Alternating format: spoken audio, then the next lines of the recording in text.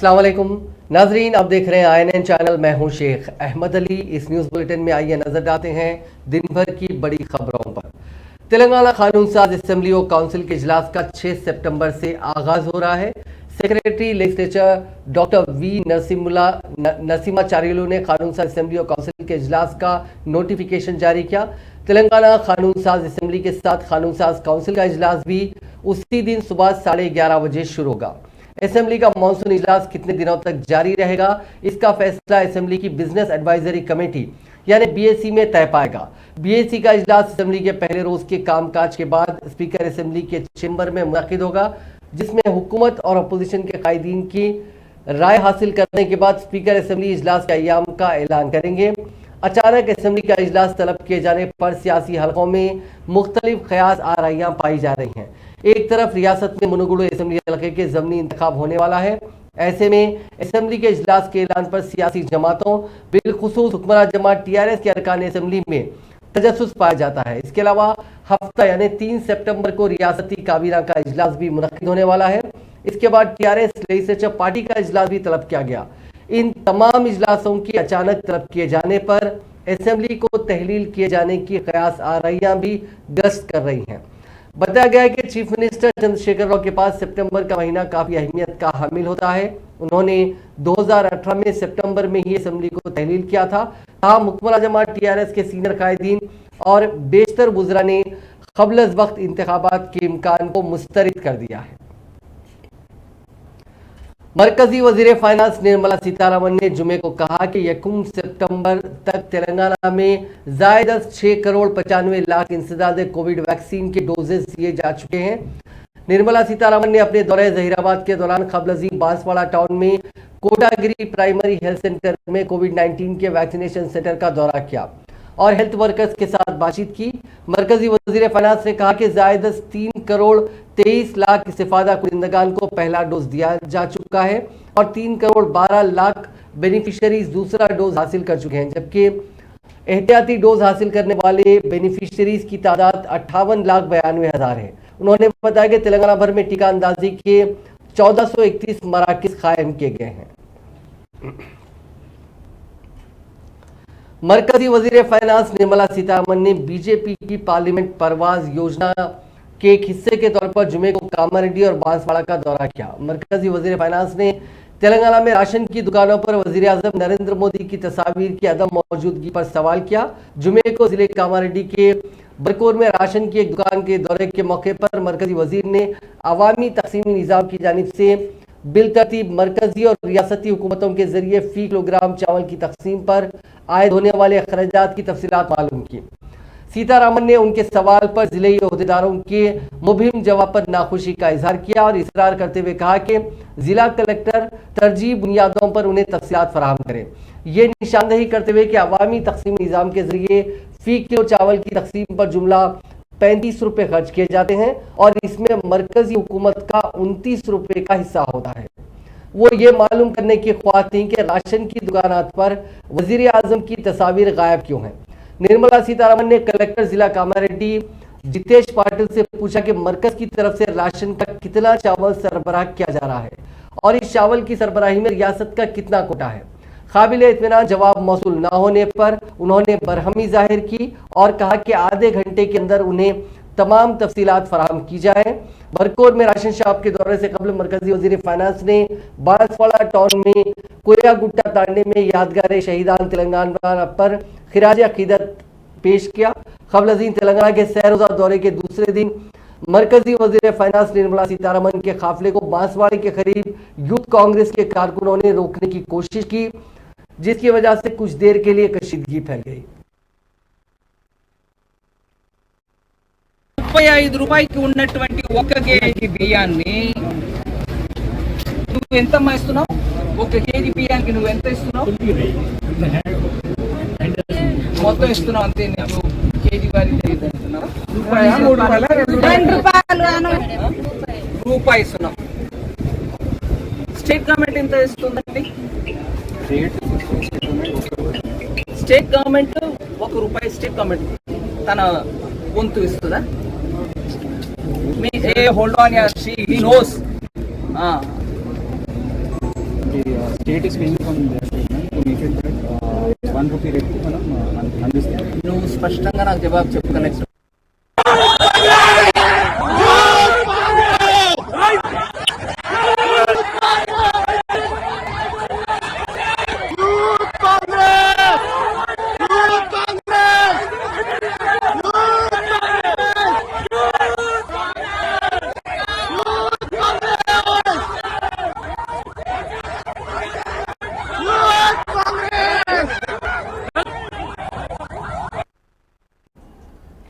कांग्रेस कारकुनों ने पेट्रोल की कीमतों में गैर मामूली इजाफे पर एहतजाज करते हुए मरकजी वजीर फाइनेंस से मुतालबा किया कि पेट्रोल और डीजल की कीमतों में कमी की जाए।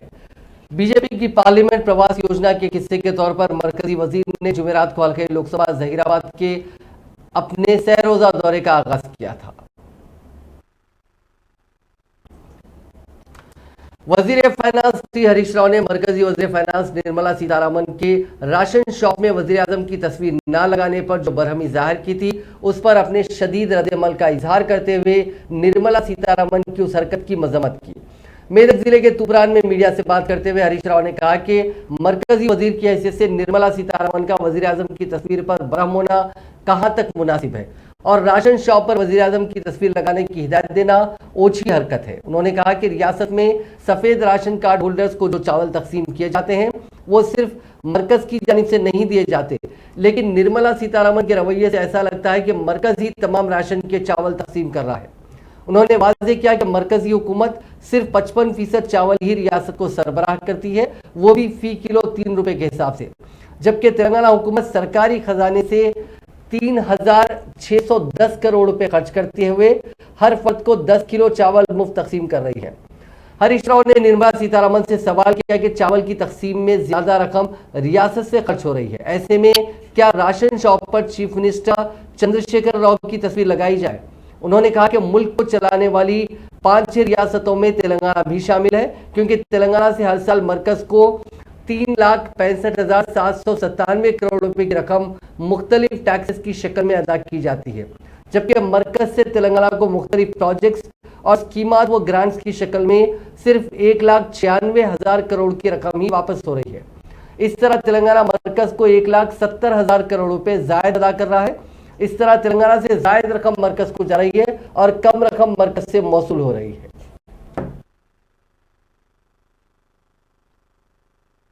కేంద్ర ఆర్థిక మంత్రి నిర్మలా సీతారామన్ గారు నిన్న ఈ రోజు వారు చేసిన పర్యటనలో మాట్లాడుతున్న మాటలు, వారి వ్యాఖ్యానాలను తీవ్రంగా ఖండిస్తా ఉన్నాం. అసలు ఒక కేంద్ర ఆర్థిక మంత్రిని ప్రధానమంత్రి ఫోటో రేషన్ షాప్ కాడ పెట్టుకొని మాట్లాడేంది, ఇది ఎంత హాస్యాస్పదం అసలు. అంటే అసలు ఆ కేంద్ర ప్రభుత్వం యొక్క ఆ ప్రధానమంత్రి పోస్ట్ యొక్క స్థాయిని దిగజార్చే విధంగా వారు మాట్లాడుతూ ఉన్నారు. ఈ రోజు మొదటిసారి ప్రధానమంత్రి ఈ దేశంలో మొదటి ప్రభుత్వం కాదు కదా, ఎంతో మంది ప్రధానమంత్రులు వచ్చిపోయినరు, ఎన్నో కేంద్ర ప్రభుత్వాలు వచ్చినాయి. కానీ ఎప్పుడు గత చరిత్రలో లేని విధంగా తమ స్థాయిని దిగజార్చుకునే విధంగా వారు ప్రవర్తిస్తూ ఉన్నారు. రేషన్ షాప్ కాడ ప్రధానమంత్రి ఫోటో పెట్టాలని మాట్లాడితే మొత్తం బియ్యం ఏదో వాళ్ళే ఇచ్చినట్టు. వాస్తవానికి మీరు NFSA कार्ड अन्नी इयर। रियासती वजीर दाखिला मोहम्मद महमूद अली ने आज एक सहाफती बयान जारी करते हुए कहा कि 30वीं जुनूबी रियासतों की इलाकाई काउंसिल 3 सितंबर को सुबह केरला के शहर तिरुवनंतपुरम में मुनक्किद हो रही है, जिसमें जुनूब हिंद के governors, lieutenant governors, chief ministers, वज़रा, मरकजी दाखिला secretary, inter state council secretary, chief secretary, दीगर अफसरान और आला ओहदेदार शिरकत करने वाले हैं। उन्होंने कहा कि इस मीटिंग की सदारत मरकजी वजीर दाखिला अमित शाह करेंगे, जबकि मेजबानी केरला के वजीर आला पिनराई विजयन करेंगे। वजीर मौसूफ ने कहा कि वजीर आला KCR ने फैसला किया कि इस मीटिंग में हुकूमत तेलंगाना की नुमाइंदगी रियासती वजीर दाखिला मोहम्मद महमूद अली करेंगे। उन्होंने कहा कि गुज़िश्ता साल 29 में जुनूबी रियासतों की इलाकाई काउंसिल का एहतमाम तिरुपति में किया गया था, जिसमें भी तेलंगाना की नुमाइंदगी का एजाज उन्हें ही हासिल हुआ था। वजीर दाखिला ने कहा कि जुनूबी रियासतों की इलाकाई काउंसिल में पड़ोसी रियासतों के ताल्लुकात, मसाइल और अहम मौज़ूआत जैसे लॉ एंड ऑर्डर, आबपाशी, बरखी वगैरह पर गुफ्तगू की जाती है और उन्हें मरकजी हुकूमत की जानिब से हल किया जाता है। वजीर दाखिला महमूद अली इस मीटिंग में शिरकत के लिए आज शाम राजीव गांधी इंटरनेशनल एयरपोर्ट से केरला के लिए रवाना हुए हैं। वजीर इंडस्ट्रीज व आईटी केटी रामाराव ने कहा है कि बल्क ड्रग पार्क को मंजूर करने में मरकजी हुकूमत ने तेलंगाना के साथ धोखा दिया है। उन्होंने कहा कि तेलंगाना के साथ इम्तियाजी सलूक करते हुए मोदी हुकूमत मुल्क के मफादात को गिरवी रख रही है। केटीआर ने कहा कि बल्क ड्रग पार्क के काम के लिए हैदराबाद में कायम फार्मा सिटी मौजू मकाम है, क्योंकि हैदराबाद फार्मा सिटी बैनुल अक़वामी मियार के साथ कायम की गई है। ऐसे में ड्रग पार्क भी बैनुल अक़वामी मियार के साथ कायम हो सकता है, लेकिन मरकजी हुकूमत इस मामले में संजीदगी का मुजाहरा नहीं कर रही है।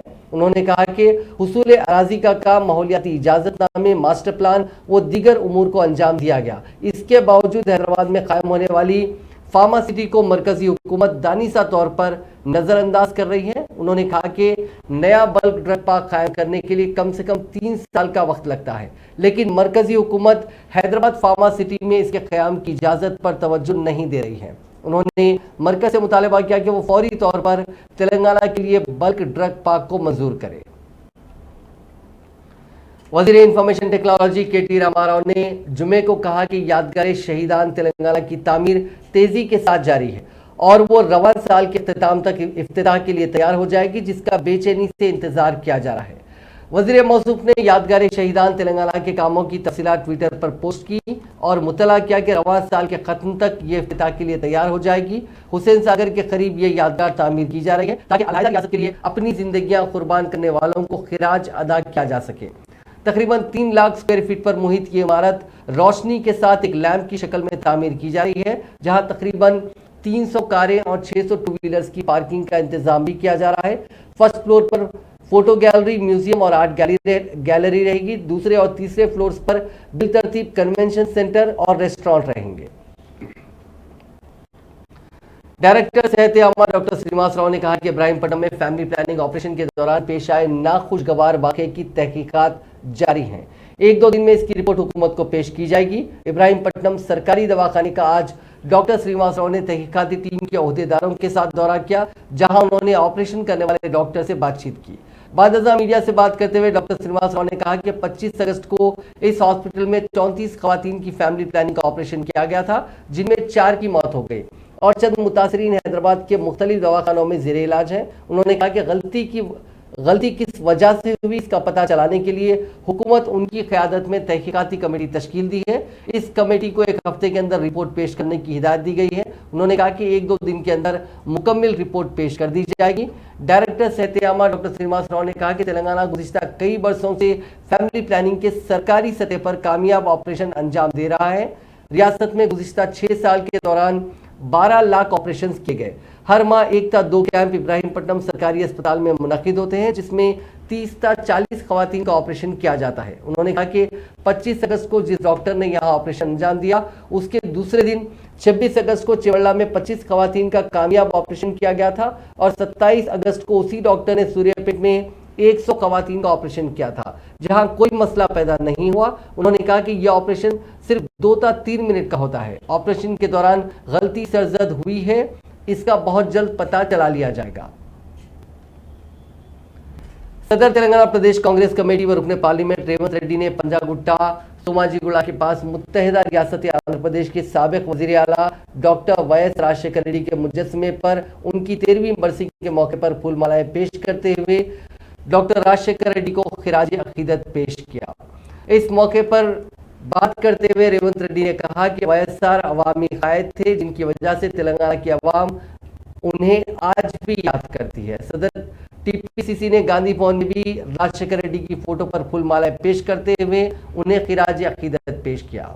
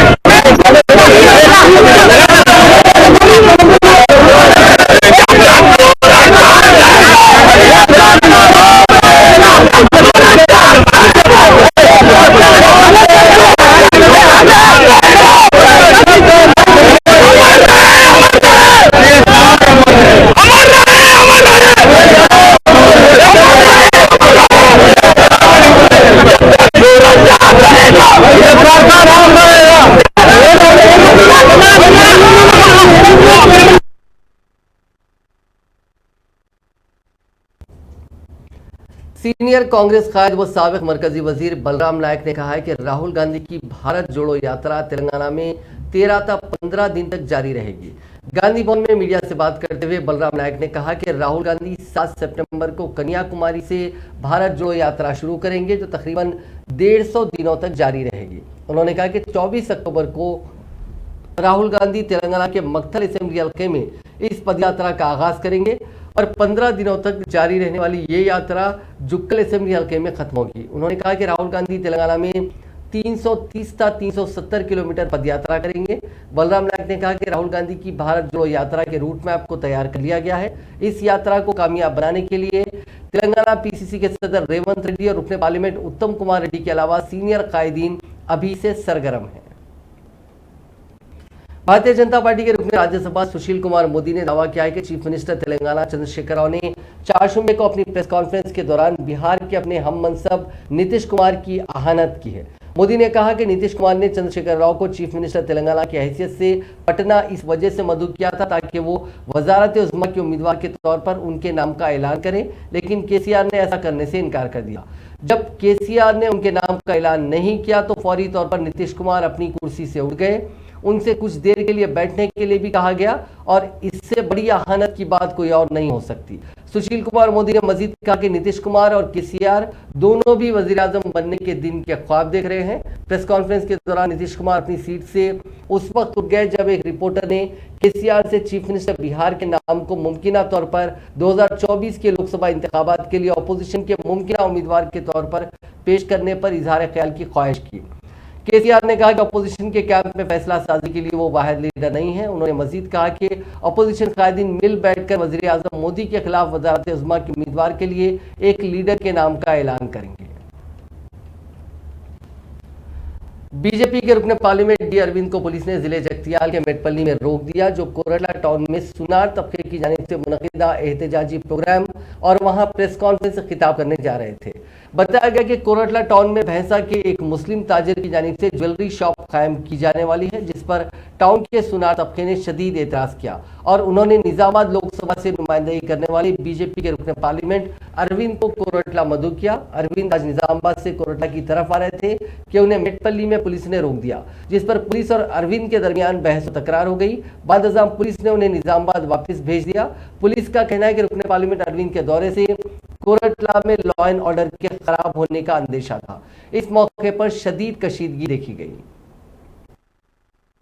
చూస్తా ఒకవేళ షాప్ పెట్టింది అనుకోండి, ఆ షాప్ ఎన్ని రోజులు నడుస్తుంది కూడా చూస్తా. డెఫినెట్లీ సార్ ఒక చిన్న సబ్మిషన్ సార్, మీరు అదే మా ఫేస్బుక్ లో చూసేట వరకు కూడా సార్, ఫేస్బుక్ లో నేను లేదు సార్ మా వేరే వాళ్ళకి లేదు సార్, మా నోరు మూసుకొని కూర్చోవాలా.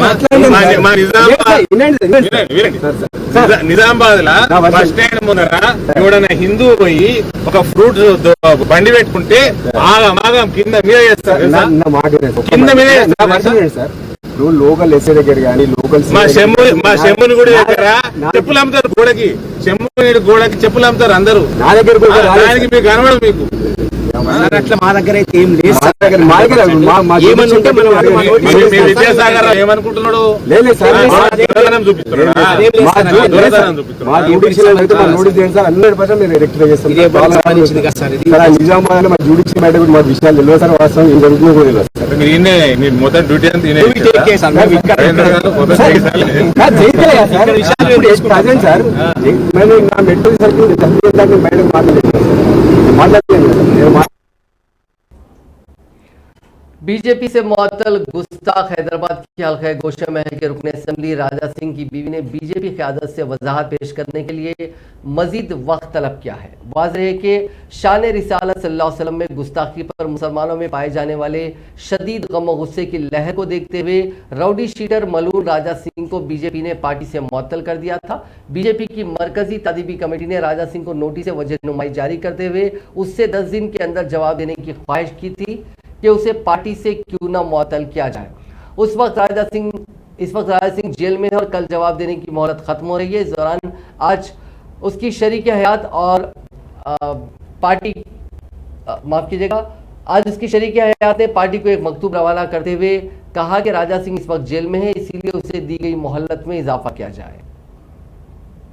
गुस्साख राजा सिंह की पीडी एक्ट के तहत गिरफ्तारी के खिलाफ कल यानी 3 सितंबर को श्री राम युवा सेना ने गोशा महल हल्के असेंबली में बंद की अपील की है।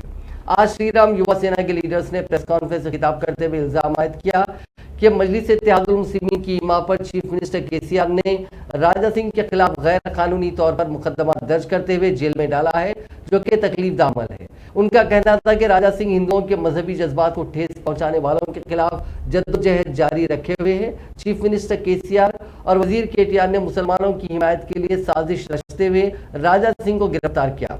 श्री राम युवा सेना ने हल्के के तमाम स्कूलों, तिजारती इदारों और दफातर को बंद रखने की अपील की है। Board of secondary education Telangana ने जुमे को एसएससी पब्लिक एडवांस सप्लीमेंट्री इम्तिहानात के नतायज जारी कर दिए हैं। जुमला 48,167 उम्मीदवारों ने इम्तिहान में शिरकत की थी, जिनके मिन जुमला 38,447 उम्मीदवारों को कामयाब करार दिया गया। डायरेक्टर महकमा स्कूली तालीम ए श्री देवा सेना ने यह नतायज जारी किए, जो वेबसाइट www.bsc.telangana.gov.in पर दस्तियाब है। उम्मीदवारों को मशवरा दिया गया कि वो अपने हॉल टिकट नंबर का इस्तेमाल करते हुए नताइज देखें। यकूमता 10 अगस्त 2022 तक ये इम्तिहान मुनक्किद किए गए थे। उम्मीदवार जवाबी ब्याजात की दोबारा तनखी या दोबारा गिनती के लिए भी दरखास्तें दाखिल कर सकते हैं, जिसके लिए 3 सितंबर से 12 सितंबर तक सहूलत रहेगी। यूनिवर्सिटी ऑफ हैदराबाद ने पीएचडी कोर्सेज के लिए दरखास्तें तलब की हैं। यहाँ जारी करदा प्रेस नोट में बताया गया कि एंट्रेंस एग्जाम्स मुल्क भर में फैले हुए मराकिज़ पर 12 मराकिज़ पर 7 और 8 अक्टूबर को मुनक्किद किए जाएंगे। तमाम यूनिवर्सिटी ऐसे सेंटर्स पर एंट्रेंस एग्जाम मुनक्किद नहीं करेगी जहाँ 200 से कम दरखास्तें मौसूल होंगी। तालीमी साल 2022-23 के लिए पीएचडी के मुख्तलिफ कोर्सेज में दाखिलों के लिए दरखास्तें तलब की गई हैं। ऐसे करीब 42 कोर्सेज हैं। मज़ीद तफसीलात के लिए स्टूडेंट्स यूनिवर्सिटी की वेबसाइट acad.uohyd.ac.in मुलाहिजा कर सकते हैं। ऑनलाइन दरखास्तों के इत्काल की आखिरी तारीख 15 सितंबर मुकर्रर की गई है।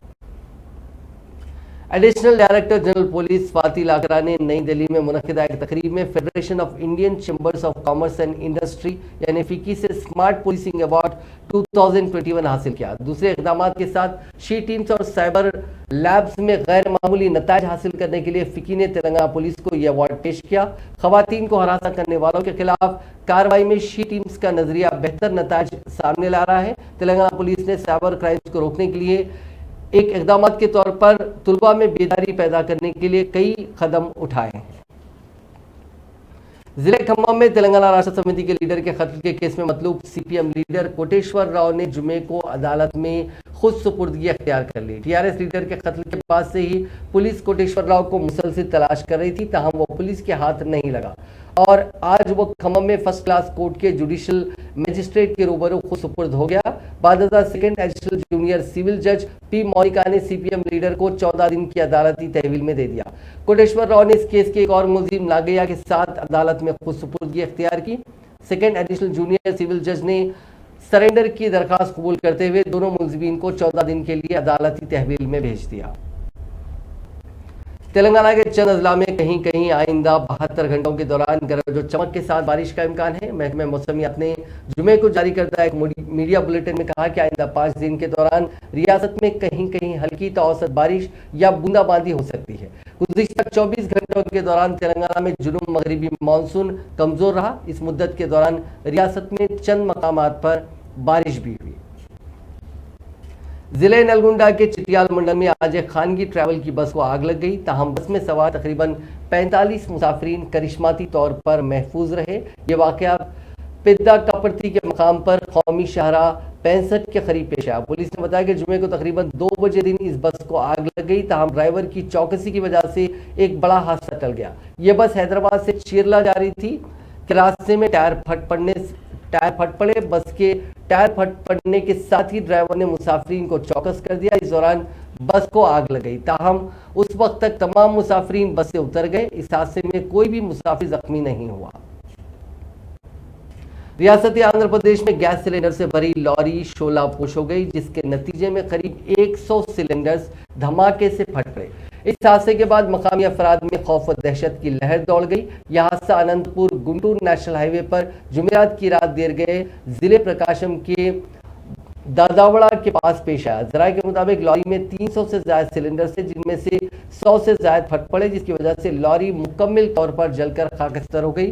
मालूम हुआ है कि भारत गैस से सिलेंडर्स लेकर जाने वाली लॉरी के कैबिन में अचानक आग लग गई, जिसके साथ ही ड्राइवर मोहन राज ने गाड़ी रोक दी और नीचे उतर गया। लॉरी में सिलेंडर्स होने की वजह से सड़क के दोनों जानिब ट्रैफिक को रोक दिया गया। इसके कुछ देर बाद सिलेंडर्स फटना शुरू हो गए। पुलिस ने बर वक्त चौकसी अख्तियार करते हुए मकाम हादसा के करीब 300 मीटर की दूरी पर रहने वाले 30 मकानात को खाली कराया। लॉरी गैस सिलेंडर्स की थी, जिसकी वजह से दूर से आग बुझाने का काम किया गया।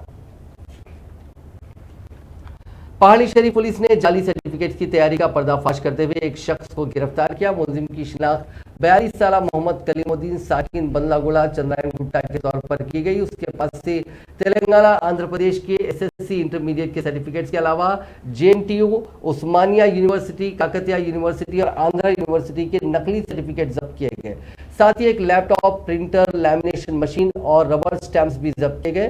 पुलिस ने बताया कि 1 सितंबर की रात पुलिस ने गाड़ियों की तलाशी के दौरान एक मोटरसाइकिल सवार को रोक लिया। उसकी गाड़ी की डिक्की में सर्टिफिकेट दस्तियाब हुए जो नकली थे। मुलजिम को हिरासत में लेकर तफ्तीश पर खुलासा हुआ कि वो आसान तरीके से रुपए कमाने के लिए नकली सर्टिफिकेट तैयार करता था।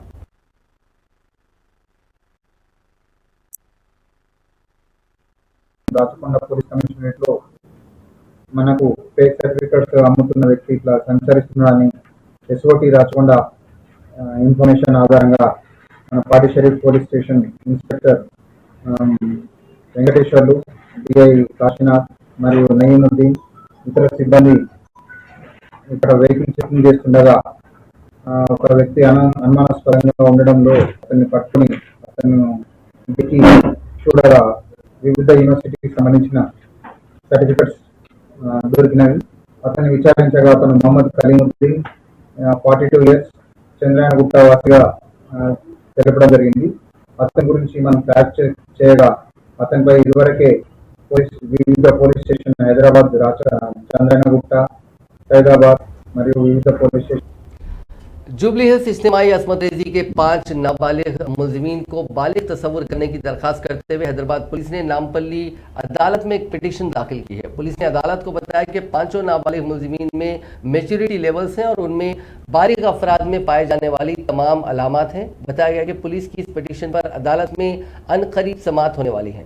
वाज़ेह है कि जारिया साल 28 अप्रैल को जुबली हिल्स के एक पब में मुनक़िदा एक तकरीब में शिरकत करने वाली नाबालिग लड़की की इज्तिमाई असमत रेजी की गई थी। इस मामले में 6 मुलजिमीन को गिरफ्तार किया गया था, जिनमें 1 बालिग और 5 नाबालिग हैं। फिलहाल ये तमाम जमानत पर बाहर हैं। देसी साख्ता पिस्तौल के साथ गश्त करने वाले शख्स को हैदराबाद की बेगमपेट पुलिस ने गिरफ्तार कर लिया। एसीपी पृथ्वी धर्राव ने मीडिया को बताया कि रियासत आंध्र प्रदेश मछलीपट्टनम से ताल्लुक रखने वाला महर प्रकाश पेशे से कॉन्ट्रैक्टर है। वो बेगमपेट श्यामलाल बिल्डिंग के एक अपार्टमेंट में रहता था। उसने साल 2012 से 2018 तक रोड कॉन्ट्रैक्टर के तौर पर काम किया। इस दौरान उसके सर पर 2 करोड़ 84 लाख रुपए का खर्च चढ़ गया। खर्च की वापसी के लिए दोबारा वो चेन्नई चला गया। रकम की वापसी के लिए धमकियां देने पर उसने रियासत बिहार जाकर वहां से पिस्तौल और 10 कारतूस खरीदे और शहर वापस हो गया। वो बेगमपेट इलाके में मुश्तबा हालत में गश्त करा था। उसे रोककर तलाशी ली गई तो उसके पास से पिस्तौल बरामद हुई। पुलिस ने उसे गिरफ्तार करके पिस्तौल और कारतूस जब्त कर लिए। एक शख्स को व्हाट्सएप ग्रुप में शामिल करते हुए ग्रुप एडमिन बनाना 2 अफराद को महंगा पड़ा, क्योंकि ग्रुप एडमिन बनने के बाद उसने उन दोनों को ग्रुप से निकाल दिया, जिस पर ये दोनों पुलिस स्टेशन पहुंचकर उसके खिलाफ शिकायत दर्ज कराई। पुलिस स्टेशन में अजीबोगरीब शिकायत दर्ज करवाने का वाकया तेलंगाना के महबूबनगर जिले के जडचर्ला में पेश आया। बताया जाता है कि 2 लोग वसीम और चैतन्या ने काउंसलर लता के खिलाफ पुलिस में शिकायत दर्ज कराई, जिन्होंने बतौर एडमिन व्हाट्सएप ग्रुप में शमूलियत अख्तियार की और बाद में उन्हें ग्रुप से निकाल दिया। जडचर्ला म्यूनसिपैलिटी में जुमेरात को पेश आए इस वाकये की तफसीलात अगर हम देखें तो जडचर्ला से ताल्लुक रखने वाले चैतन्या वसीम ने वार्ड 25 के नाम से ये ग्रुप बनाया था। इस पूरे मामले को लेकर पुलिस ने काउंसलिंग की। बाद में यह तय किया गया कि ये दोनों एक अपना नया ग्रुप बना लेंगे। नाज़रीन, इस न्यूज बुलेटिन में बस इतना ही। आप देखते रहिए INN चैनल।